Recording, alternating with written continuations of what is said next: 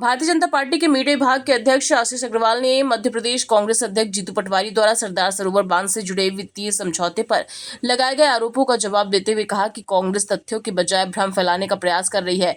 उन्होंने दावा किया कि सरदार सरोवर परियोजना से जुड़ी मध्य प्रदेश की संभावित लगभग 1500 करोड़ रुपए की देनदारी चारों राज्यों के बीच समन्वय और चर्चा के बाद घटकर करीब 231 करोड़ रुपए रह गई है, जिससे राज्य को आर्थिक लाभ हुआ है। उन्होंने जीतू पटवारी से उनके द्वारा बताए गए आंकड़ों का स्रोत भी पूछा और कहा कि कांग्रेस को इस फैसले का स्वागत करना चाहिए।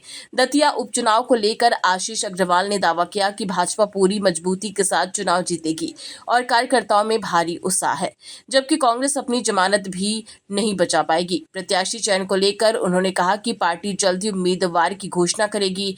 वहीं ओमकारेश्वर स्थित आदि शंकराचार्य प्रतिमा को लेकर उठे विवाद पर उन्होंने कांग्रेस पर सनातन और सांस्कृतिक विरासत के मुद्दों पर राजनीति का आरोप लगाया। देखिए, कांग्रेस और उसके अध्यक्ष जीतू पटवारी रोज सुबह एक झुंझुना बजाते हैं और उस झुंझुने का नाम है झूठ का झुंझुना।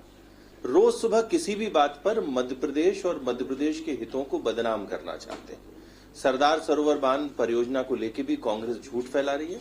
1500 करोड़ की जो संभावित देनदारी थी वो आज एक आर्थिक बचत के रूप में मध्य प्रदेश के सामने आई है। चारों राज्यों का एक संघवाद का एक बेहतर उदाहरण है और जब भी मध्य प्रदेश के हित में कुछ होता है तो कांग्रेसियों के पेट में दर्द होता है। जीतू पटवारी स्वयं बताएं कि जो आंकड़े वो दे रहे हैं उनके पास कहां से आए, जब अटॉर्नी जनरल के अभिमत के अनुसार मध्य प्रदेश को 1500 करोड़ की देनदारी आनी थी और आज वो 231 करोड़ में मध्य प्रदेश का सेटलमेंट हो गया, चारों राज्यों के बीच सहमति बनी, तो ये मध्य प्रदेश के लिए एक बेहतर खबर है। कांग्रेसियों को भी इसमें खुश होना चाहिए। देखिए, कांग्रेस का एजेंडा तो बहुत स्पष्ट है। तुष्टीकरण की राजनीति के चलते कांग्रेस को सनातन के सा से आपत्ति है, मूर्तियों के मां से भी आपत्ति है और इसलिए जब जब ऐसा कुछ देखने में आता है तो कांग्रेस सबसे पहले आके बदनाम करने की साजिश रचते हैं। ये विषय समाचार पत्रों के माध्यम से संज्ञान में आया है, इसकी जांच की जाएगी, जानकारी जुटाई जाएगी। पर कांग्रेस क्या चाहती है कि जिस तरीके से आजाद भारत के 75 सालों में कांग्रेस ने 50 साल तक शासन किया, ना विकास किया, ना हमारी विरासत को संजोया, क्या वही किया जाए? अगर एक निर्माण हुआ है, अगर सांस्कृतिक वैभव और विरासत को बचाने के लिए और बढ़ाने के लिए कोई एक अद्वितीय कदम उठाता जिसको पूरे देश ने सराहा, तो कांग्रेस उसको अपमानित ना करे।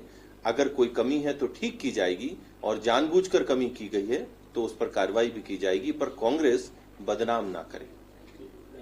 स्टेट में जहां पे बाय इलेक्शन है वहां पे हो चुका है। देखिए, दतिया उपचुनाव भारतीय जनता पार्टी अपनी संगठनात्मक क्षमताओं के आधार पर और अपनी सरकार की उपलब्धियों के आधार पर ऐतिहासिक मतों से जीतने वाली है। भारतीय जनता पार्टी का हर कार्यकर्ता उत्सुक है इस चुनाव में ऐतिहासिक विजय प्राप्त करने के लिए। जहां तक प्रत्याशी चयन का विषय है तो वो नेतृत्व अतिशीघ्र प्रत्याशी चयन के विषय में प्रत्याशी का निर्णय देगा।